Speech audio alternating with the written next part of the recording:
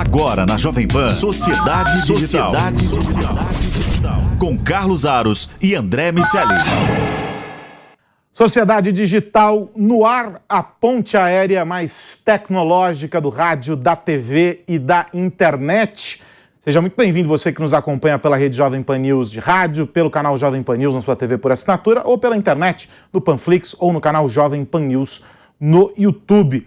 Vamos juntos no programa de hoje discutindo as tendências para 2023. Este é um programa de meio de caminho, porque você pode estar nos acompanhando ao apagar das luzes de 2022 ou estar nos assistindo no raiar de 2023. Então, de um modo ou de outro, já desejo antecipadamente um feliz ano novo para você. E a gente vai mergulhar em alguns temas aqui com alguns convidados que nós trouxemos para este programa, figuras que você já conhece, que fizeram parte da história de Sociedade Digital nesse ano que está acabando e que com certeza vão estar junto com a gente no ano que vem, analisando alguns temas, alguns segmentos dentro do mundo da tecnologia. Porque é muito importante a gente saber para onde vai, mas raramente no mundo da tecnologia a gente consegue cravar, porque as coisas mudam com a velocidade do vento. Não é mesmo, meu amigo André Miceli? Muito bom estar com você no último e no primeiro programa, no último programa de 2022 e no primeiro de 2023, velhinho. Tudo bem? Muito bom, Carlos Aros. Um Feliz Natal / Feliz Ano Novo para você, para todo mundo que está conosco aqui nesse Sociedade Digital, que é fim de 2022 e início de 2023, como você falou. É bom sempre fazer um balanço do ano que acabou, olhar para o passado recente para tentar prever, de alguma maneira, o futuro próximo. É claro que o mundo da tecnologia nos reserva surpresas com muita frequência, mas essa análise de curto prazo dá para fazer e é importante fazer. É importante porque os nossos negócios estão cada vez mais atrelados à maneira através da qual nós vamos lidar com a tecnologia e esse exercício, que não é futurologia sem nenhum embasamento, conversar com especialistas, olhar o que tem acontecido nos mercados para tentar prever, de alguma maneira, como as nossas empresas e os segmentos nos quais elas estão inseridas vão se comportar. Isso faz muito bem para todo mundo. Agora, é interessante, né? A gente escolheu alguns temas aqui, nós vamos falar sobre Web3, vamos falar sobre criptoativos, vamos falar sobre cibersegurança, sobre saúde, inovação, está no pano de fundo disso tudo. Muita coisa ficou para trás porque nós teríamos que fazer um programa, sei lá, com 5 horas para dar conta de tudo aquilo que a gente precisa observar. Mas a gente já sabe alguns pilares que vão ser importantes para sustentar a caminhada da humanidade ao longo aí deste próximo ano, dos próximos anos, das próximas décadas, e que vão ter um desenvolvimento importante nesse 2023. Para as empresas é um desafio gigantesco, ou seja, o próximo ano é um ano também definitivo para quem finca a bandeira no digital sem perder espaço no físico e vice-versa, né, André? Pois é, Aros, cada vez mais as empresas vão olhar tudo isso como uma questão cultural, porque, no fim das contas, até pelas barreiras que a pandemia nos ajudou a transpor, hoje em dia precisamos entender como as pessoas estão lidando com esses ativos digitais, com os gadgets, com os aplicativos, com o site, e como essa experiência que é de omnicanalidade, ou seja, que está presente em todos os lugares e que tem tecnologia pervasiva. A tecnologia está na nossa vida de uma forma quase invisível. E a gente percebe o quanto esse limite, como você falou, essas fronteiras são cada vez menos claras entre o que é físico, o que é digital, o que é convencional, o que é aquele incumbente, ou seja, aquele ambiente no qual todos estávamos acostumados, para aquele ambiente disruptivo, aquele novo formato de consumo, novo formato de se fazer negócios. A verdade é que agora, onde essas fronteiras não existem mais, sobram os aspectos culturais e como as empresas vão conseguir lidar com isso tudo. No fim das contas, agora é uma questão de como as pessoas de um lado, ou seja, as pessoas da empresa, vão lidar com as pessoas do outro lado, vão lidar com os seus clientes. Vamos então, já que a gente falou sobre fronteiras, vamos falar sobre a Web3, que também está jogando para o alto algumas fronteiras e alguns pilares que foram construídos na primeira geração para a segunda geração na internet e uma nova proposta, uma nova visão de mundo que vai impactar muito os negócios, vai impactar as pessoas. E aí, para tratar deste tema, né, a Web3, a gente convidou o André Iorio, que é palestrante, que é especialista em transformação digital, para nos dar a visão dele a respeito desse tema. O que esperar da Web3 para 2023? Conta aí, André. O que será da Web 3.0 em 2023? Essa é a pergunta da vez, ainda mais no fim de um 2022 que trouxe muitas novidades para o mundo da Web 3.0 e que, olhando para perspectivas futuras, trará algumas consequências. Então vamos começar com o que é a Web 3.0? Fundamentalmente é o conjunto de tecnologias descentralizadas como blockchain, metaverso, DAOs, Decentralized Autonomous Organizations, Edge Computing, Internet das Coisas e até, enfim, tokenização, que inclui NFTs e cripto, que juntos estão dando vida ao que podemos definir a terceira grande onda da internet.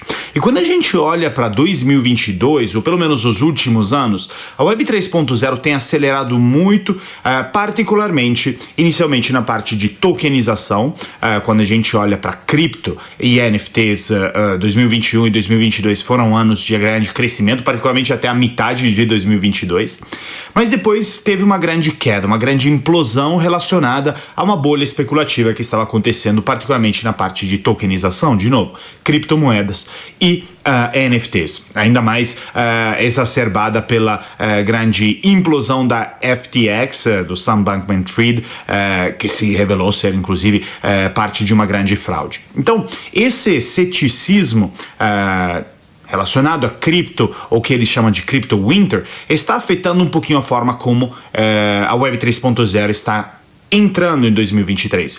Não é só cripto, mas é também na parte de metaverso.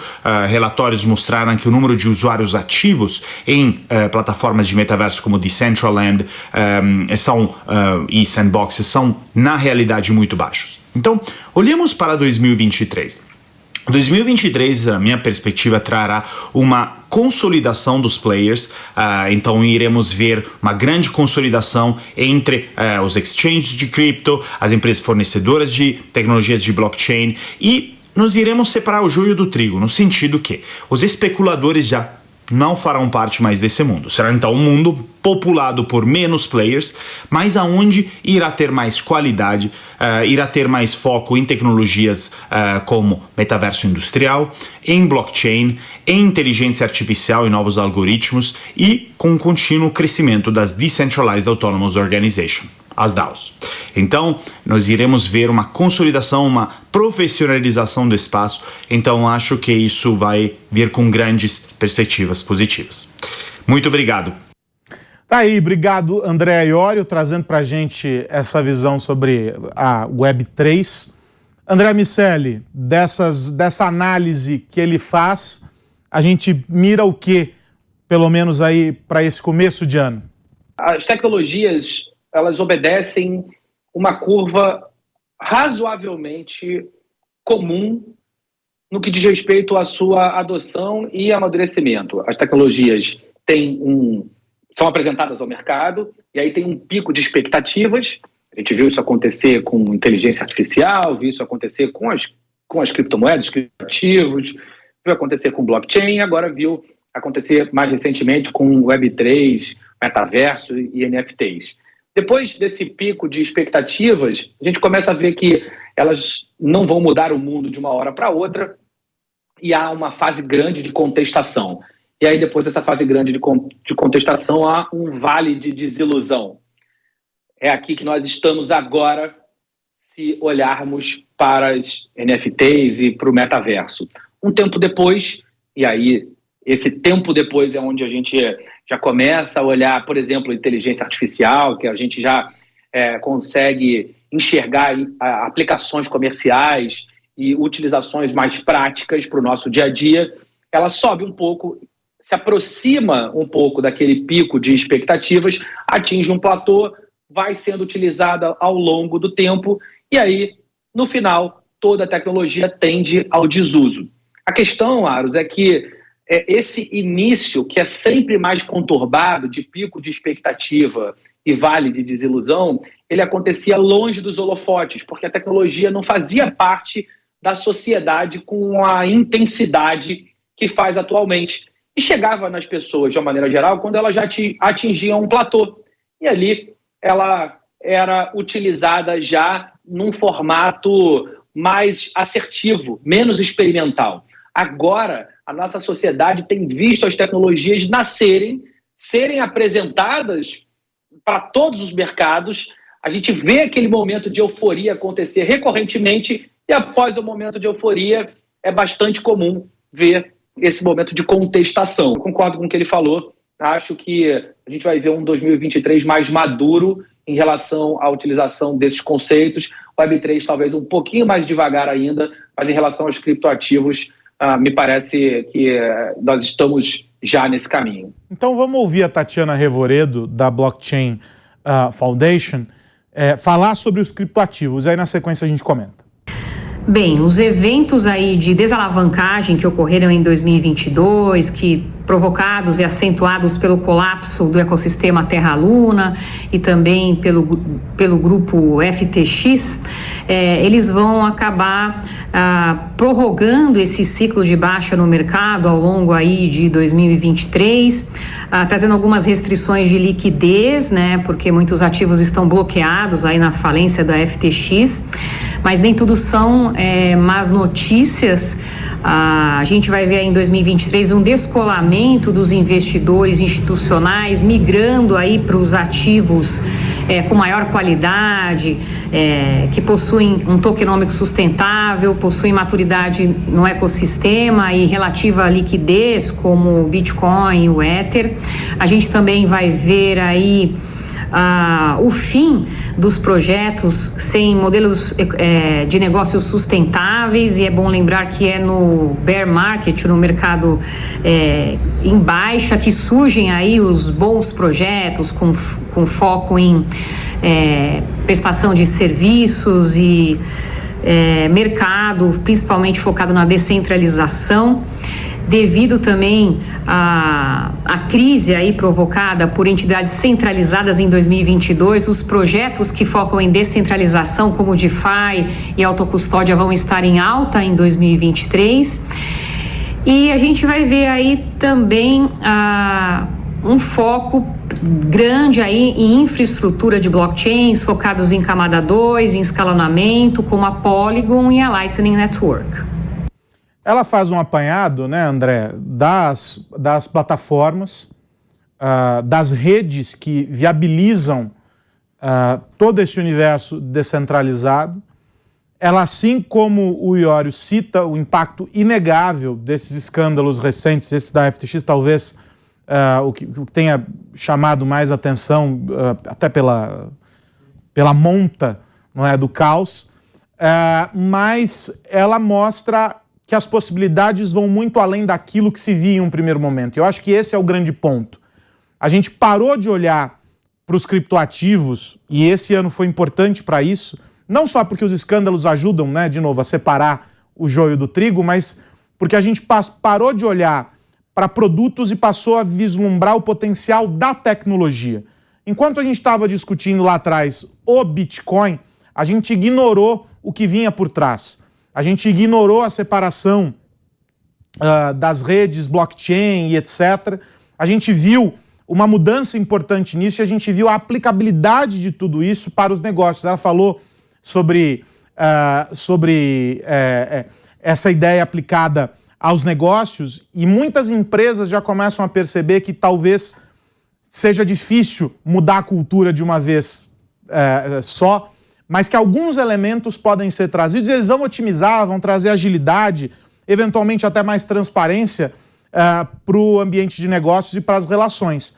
E aí é que entra essa história. A gente falou bastante já sobre DAOs, a gente já discutiu uma série de iniciativas que parecem distantes, mas se a gente esquecer os projetos e focar na premissa tecnológica, e é isso que a gente tem feito, a gente consegue extrair coisas legais. No caso dos tokens, um caminho interessante, e eu li recentemente um artigo que apontava para isso, é a possibilidade de que ele seja usado como um instrumento de maior interação entre o público consumidor e as empresas. Não necessariamente alguém vai consumir ou vai comprar ou vai investir em um token porque acredita naquilo como algo que vai trazer resultados importantes, mas porque comprou a ideia daquilo dentro da lógica de uma comunidade, dentro da ideia de um pertencimento. A gente viu os tokens de clubes de futebol se destacando ao longo desse ano, do final do ano passado e ao longo desse ano, e outros segmentos e tudo mais. Ou seja, há um caminho interessante para isso quando a gente recua e olha para a premissa tecnológica. A gente esquece as marcas, esquece produtos, esquece projetos, iniciativas e olha o que a tecnologia tem para oferecer. Porque daí cada um consegue se apropriar dela da maneira que melhor cabe para a organização, né? Pois é, a Tatiana Revoredo e o André Iorio descrevem de formas diferentes um cenário que, de certa maneira, é parecido. O que ela coloca ali com as DeFis, as Decentralized Finances e as aplicabilidades de soluções de infraestrutura de blockchain tem muito a ver com esse processo de amadurecimento. A gente sai de uma fase especulativa, na qual as pessoas investiam sem saber muito bem por que estavam investindo em determinados ativos e passam a optar por ativos mais seguros, que têm mais liquidez, que já têm algum tipo de justificativa além da própria valorização, que foi o que motivou a compra desses ativos durante muito tempo. As pessoas compravam Bitcoin, compravam Ether, compravam qualquer tipo de criptoativo para que ele fosse, esperando que ele fosse valorizado, para vender na alta. Então era um instrumento mais parecido com o mercado de ações do que quando você compra um ativo como é uma moeda, onde você compra para se proteger, para fazer alguma transação, eventualmente, claro, para lidar com esse movimento de valorização, mas não como o movimento principal, ou pelo menos não para todo mundo. A grande maioria era motivada por essas movimentações e, de fato, elas aconteceram durante muito tempo. Agora, a gente vive um processo de amadurecimento, alguns países também fazendo as suas Central Bank Digital Currencies, as CDBCs. O Brasil já está no ritmo das CDBCs, os Estados Unidos também, cada um ali à sua forma, mas a gente deve ver isso acontecendo também, e isso também deve corroborar esse processo de amadurecimento. A Web3 é um caminho sem volta. As pessoas nos perguntam muito, Aros, você sabe bem disso. E aí, metaverso vai pegar? E aí, não é uma questão de se vai pegar, mas quando vai pegar e de que forma. Mas não tem nenhuma dúvida que isso vai acontecer. A gente vai contar 1, 2, 3 anos, mas vai fazer parte da nossa vida com maior ou menor intensidade, mas sem dúvida nenhuma vai. Vamos falar sobre cibersegurança, então, para a gente olhar também este tópico que se conecta demais com os dois anteriores aqui. Quem traz para a gente essa leitura é o Marcos Neme. Vamos ver. Quando se trata de cibersegurança, há um risco para o governo, indústria e cidadãos individuais. A infraestrutura, economia e saúde do mundo estão cada vez mais dependentes do digital, de sistemas digitais, tornando-os ainda mais crítico para alinhar estratégias e recursos para melhor mitigar os riscos e ameaças que estão enfrentando. É importante reconhecer que cibersegurança não é mais responsabilidade de poucos. Isso requer vigilância constante e esforço de todos nós. E para a gente conversar sobre previsões de cibersegurança em 2023, é fundamental, em primeiro lugar, entendermos o comportamento dos atacantes, seus métodos e, desta forma, ajudarmos as organizações a identificarem potenciais lacunas em suas defesas e melhorar suas posturas de segurança cibernética daqui para frente. Dito isto, podemos então trazer algumas das tendências e previsões de ameaça cibernética para o próximo ano. Por exemplo, a janela de tempo para corrigir vulnerabilidades antes da exploração continuará a diminuir. As estruturas de ataques e disponibilidade generalizada de hacking as a services baseadas em plataformas continuará a aumentar o número de atores de ameaças não qualificados. A redução do anonimato e o aumento da instabilidade com criptomoedas podem levar um aumento do comprometimento de e-mails comerciais ou relacionados a cartões de pagamento. O declínio das condições econômicas pode levar mais pessoas ao crime cibernético, pois uma maneira fácil de fazer dinheiro frente às despesas. O hacktivismo e os ataques politicamente motivados aumentarão conforme a motivação dos grupos que continuam a aprimorar suas capacidades de alavancar a mídia social e outras plataformas para organizar e atingir os setores público e privado, organizações vistas como adversárias. Então é isso, pessoal. É um prazer falar com vocês e até a próxima. Tá aí a leitura do Marcos Neme. E aí, rapidamente aqui, só o tópico importante é de que a gente passa a perceber, portanto, que existe um cruzamento entre o que é uma ameaça contra países, contra governos, o que é focado na empresa e o que é focado no cidadão. Essas coisas todas elas se misturam e no fim do dia todo mundo é alvo de tudo. E aí o olhar da empresa passa a ser focado nisso. Há um tópico importante, o Neme passa tangencialmente ali por ele, quando a gente fala sobre nuvem e tudo está na nuvem, e isso requer das empresas uma nova visão sobre como lidar com a nuvem. E óbvio que as grandes empresas já têm isso em um nível muito mais maduro. Mas a grande discussão é como trazer, para além das camadas de segurança que a nuvem já oferece, outro olhar sobre segurança no que diz respeito às plataformas que rodam na nuvem. E aí a gente tem vários tipos de discussão quando a gente fala sobre nuvem, a gente tem o debate sobre as nuvens públicas e etc. Mas o foco é sempre entender que não é uma única camada, são várias camadas de segurança. E aí não custa dizer que o indivíduo está no meio do caminho como um fator importantíssimo para o desenvolvimento da cultura de segurança dentro das organizações e na vida, né, nas vidas de todos nós. Diga lá, André. Pois é, mais uma vez a resposta está nas pessoas, Aros, uma questão cultural. Eu recomendo fortemente que quem gosta desse assunto veja o Sociedade Digital da semana passada.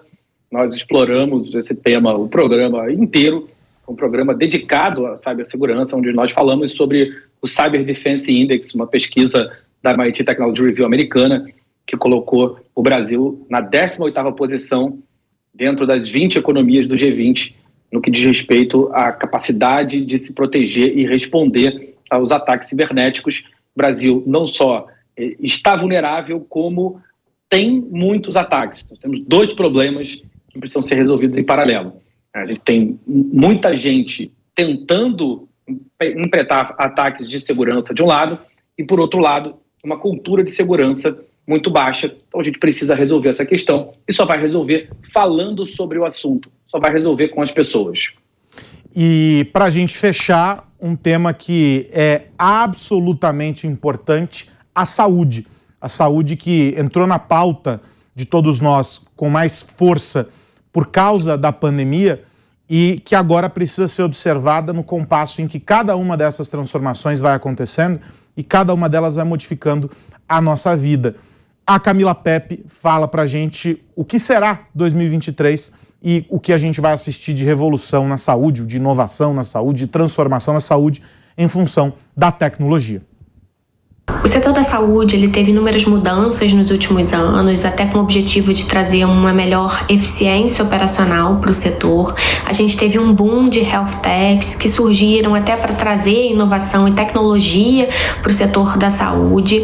Mas o que é importante da gente falar aqui é que quando a gente fala de inovação na saúde, a gente está tendo uma ampliação no escopo de atuação dessas inovações. A gente inicialmente falava de inovação pensando nos aplicativos de agendamento online, que sem dúvida trazem uma facilidade, uma celeridade para esse processo. Tem quem diga até que isso melhorou o cuidado do paciente na atenção básica, uma vez que a facilidade nesse agendamento fez com que os usuários procurassem mais as consultas de rotina e não deixassem para fazer isso somente quando tem uma queixa explícita para falar com o médico.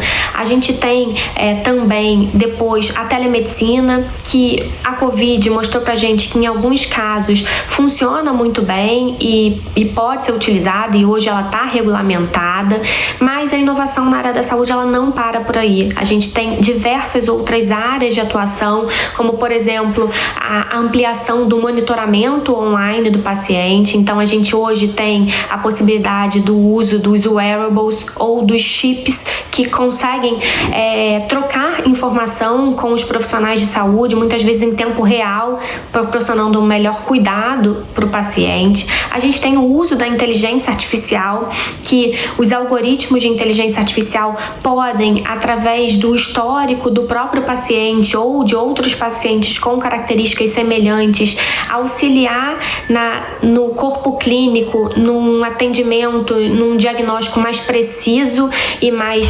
assertivo, trazendo muitas vezes a possibilidade de antecipar uma piora clínica ou até mesmo de antecipar que um evento não desejado esteja perto de acontecer, que alguma medida possa ser tomada para evitar que isso aconteça. A gente tem, além disso, também uma outra tendência muito grande, que é a criação dos procedimentos à distância, como, por exemplo, a cirurgia robótica, onde a gente traz até um pouco do metaverso, aproxima o metaverso da área da saúde. Então, a gente tem muitas novidades a serem exploradas ainda no próximo ano, quando a gente pensa em tendências para o setor da saúde. E aqui eu tenho que parafrasear você, André Miceli. Neste caso, mais do que em qualquer outro, a resposta está nas pessoas. Porque se não houver esse cuidado e esse olhar para as pessoas e para problemas reais, questões efetivas, e talvez a saúde tenha sido a área da tecnologia ou das tecnologias que melhor entendeu isso ao longo dos últimos anos, e aí vamos olhar 4 anos para cá, é esse cuidado e esse olhar objetivo sobre os indivíduos. Porque de algum tempo para cá, aliás, esse foi tema de um artigo na TR Americana há algum tempo atrás, a tecnologia deixou de atender demandas óbvias de todos nós e começou a criar, o professor Pardal entrou em ação, mas aquilo que era imediato deixou de ser entregue. E a saúde vem fazendo isso com uma clareza, com uma destreza impressionante. A gente viu soluções muito objetivas para questões reais sendo apresentadas e agora a gente vive a fase de um amadurecimento de tudo isso. O ponto importante não dá para acelerar as coisas quando a gente fala sobre saúde. Há um ritual, há um ritmo para que as coisas aconteçam. A ciência, ela não cumpre prazos. As respostas, elas vão acontecendo e a gente precisa trabalhar à medida que essas respostas vêm. Felizmente, os projetos eles não nasceram ontem. A gente está desenvolvendo alguns desses trabalhos já há quase uma década, às vezes mais de uma década. E por isso a gente tem a possibilidade de alcançar essas respostas, né, André? Pois é, Aros, não foi por acaso que mais de 4 anos atrás, quando nós conversamos sobre esse programa, nós demos a sugestão de que ele se chamasse Sociedade Digital. Estava claro o movimento no qual estávamos inseridos e o movimento que ainda vai existir por muito tempo, que é esse movimento simbiótico entre a tecnologia e os humanos. A Camila cita os wearables, eu vou dar um passinho e falar também dos insidables. Cada vez mais eles vão fazer parte da nossa vida, não só aquilo que a gente veste, mas também aquilo que a gente insere para nos monitorar. De alguma maneira, os seres humanos já vêm fazendo isso, com marca-passos, por exemplo, e esses equipamentos vão ganhar cada vez mais sofisticação e cada vez mais tecnologia, com cardioversores, bombas de insulina, enfim, um sem número de aplicações que nós vamos ver chegar às nossas vidas e que certamente vão ser responsáveis por estender não somente o nosso tempo de vida, mas também a qualidade desse tempo. E isso vai fazer bem para toda a humanidade. André Miceli, e falando sobre saúde, falando sobre pessoas e discutindo o bem da humanidade, a gente fecha este Sociedade Digital, o último de 2022, o primeiro de 2023, simultaneamente. É um programa 2 em 1, porque a explicação é simples. Tem gente que vai nos acompanhar no dia 31 e outras pessoas nos acompanharão no dia 1º, a depender da plataforma. Então, se você está nos ouvindo no dia 31, é um finalzinho de 2022. Se você já está nos acompanhando no dia 1º, já começamos 2023. E você sabe que aqui a gente sempre olha para a tecnologia, mas a gente está mirando nas pessoas, porque o nosso objetivo é ajudar, é fazer parte. O André lembrou bem, já faz o quê? 4, 5 anos que a gente está nessa de tentar colocar o nosso tijolinho ali na construção de uma sociedade cada vez mais digital. Grande abraço para você, meu amigo André Miceli. Semana que vem tem mais. Semana que vem tem mais, Carlos Aros. Ano que vem tem mais. Sempre um prazer dividir esse programa com você. Obrigado Jovem Pan, pelo espaço, pela confiança. Obrigado você que nos acompanhou ao longo de 2022. Fica aqui com a gente em 2023 para continuar falando sobre tecnologia e sociedade. Grande abraço. E para você que esteve conosco ao longo desse ano, meu desejo é que 2023 seja nada menos do que incrível. A gente se encontra aqui na programação da Jovem Pan, sempre discutindo os impactos da tecnologia no nosso cotidiano. Um grande abraço, um feliz ano novo para você e a gente se encontra aqui na Pan. Tchau, tchau. Agora na Jovem Pan, Sociedade Digital. Com Carlos Aros e André Miceli. Realização Jovem Pan News.